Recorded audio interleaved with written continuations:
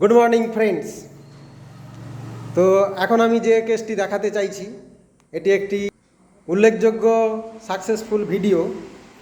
This gentle lady aged about 57 years. She has been suffering from allergic rhinitis with allergic cough for last 30 years. This allergic cough and chronic cough which is aggravate in winter season, and amelioration by drinking water, dry teasing cough, spasmodic cough followed by vomiting, irritation of the throat with escape of urine. These are the main complaint of this patient which is suffering from last 30 years. তো আপনি আমার কাছে যে এসেছিলেন, আপনি কি সমস্যার জন্য এসেছিলেন? আমার প্রচুর কাশি প্রবলেমের জন্য এসেছিলাম। প্রচণ্ড কাশি, একবারে কাশতে কাশতে বমি হয়ে যেত, এবং কাশতে কাশতে আপনার একটু প্রস্রাবও হয়ে যেত, আর সব সময় খালি গলা খুসখুস করতো। ওইটা মোটামুটি এখন 1 মাস ওষুধ খাওয়ার পরে অনেকটাই ভালো আছে। আচ্ছা, আপনার এই সমস্যাটা প্রায় আপনি 30 বছর ধরে ভুগেছিলেন। হ্যাঁ, 30 বছর ধরে আপনার এই একটা অ্যালার্জিক কাপ ছিল, যেটা কিনা শীতকালে বাড়তো আর আপনার একটু জল খেলে কমে যেত, এবং কাশির ধমকে অনেক সময় বমিও হয়ে যেত। এইটা আপনার মেন সমস্যা ছিল, এই জন্য আপনার কাছে আমার কাছে এসেছিলেন, বমি হয়ে যেত।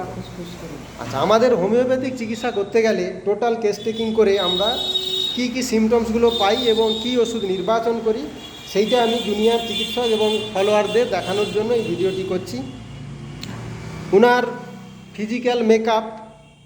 ফিজিক্যাল মেকআপ দেখুন বন্ধুরা, to some extent obese patient. আর উনার পাস হিস্ট্রিতে আমি পাচ্ছি একটা সাপ্রেশন অফ স্কিন ডিজিজ ছিল, অপারেশন অ্যাবডোমিনাল টিউমার একটা অপারেশন হয়েছে। ব্রাদার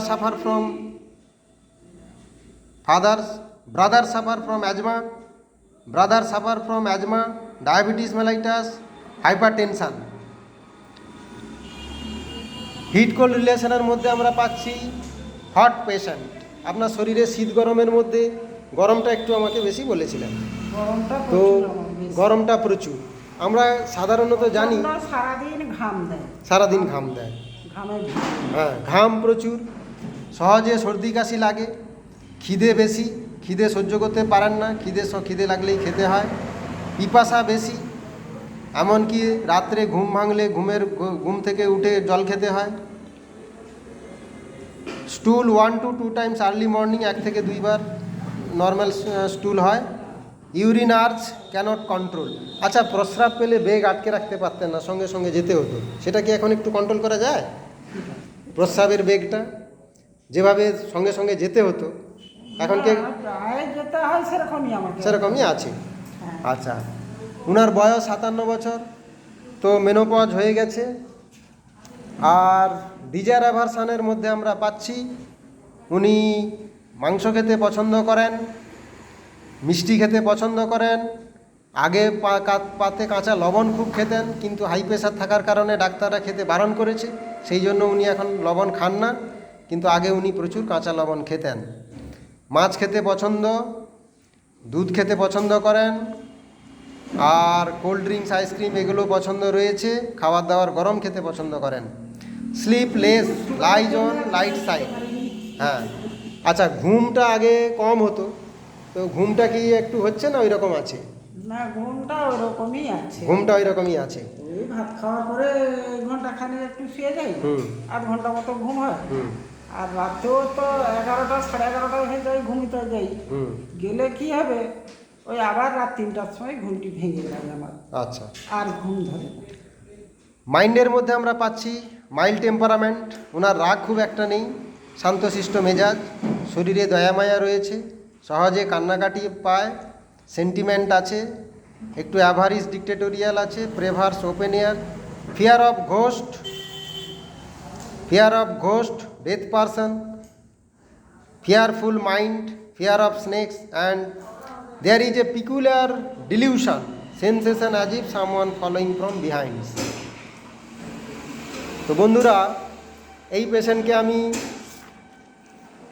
28/5/2024 ওনাকে আমি দিয়েছিলাম calcarea curve 0/123, calcarea curve 0/123 BD দিনে 2 বার। তো রুগীর মুখ থেকেই শুনলেন বন্ধুরা, ওষুধ খাওয়ার পরে রুগী এখন অনেকটাই ভালো আছে। ওই অ্যালার্জিক কাফ আর এখন নেই বললেই চলে, সামান্য একটু হয়। আর যেটা ওনার রয়েছে হাইপার টেনশনের পেশেন্ট রয়েছেন, উনি অ্যালোপ্যাথিক সুগারের ওষুধ খান, প্রেসারের ওষুধ খান। We homeopath treat the patient not the disease. তো আমাদের ওষুধ কি করবে, রোগীকে ভিতর থেকে সমস্ত দিক দিয়ে ভালো রাখবে। তো এই মুহূর্তে আমি সুগারের ওষুধ, প্রেসারের ওষুধ বন্ধ করতে বলছি না, ওগুলো আমরা ধীরে ধীরে বন্ধ করব। আমাদের ওষুধ আরও কয়েকবার খাক, তারপরে ওগুলো টেস্ট করে ধীরে ধীরে বন্ধ করতে হবে। তো ক্যালকেরিয়া কাপ কেন দিয়েছিলাম, ফিজিক্যাল মেকআপ রয়েছে, তারপরে সহজে সর্দি কাশি লাগে এবং ঘাম বেশি। উনি লবণ পছন্দ করেন, মিষ্টি লবণ খান না প্রেশার থাকার কারণে, আগে খেতেন। আর fear of ghost, fear of darkness, fear of death person, fearful mind, আর মেন্টাল সিমটম, মাইল্ড টেম্পারামেন্ট। তো এই সমস্ত সিমটমসগুলো সমস্ত ক্যালকেরিয়া কার্ভে করসপন্ড করে এবং ক্যালকেরিয়া কার্ভ দেওয়ার পরে রুগী এখন অনেকটাই ভালো আছে। তো এরপরে আমরা ক্যালকেরিয়া কার্ভের যে নেক্সট হায়ার পোটেন্সি, ক্যালকেরিয়া কার্ভের next higher potency 0/4, 0/5 and 0/6 BD. তো আপনি এই ভিডিওটা করার পারমিশন দিয়েছেন, সেই জন্য আপনাকে ধন্যবাদ।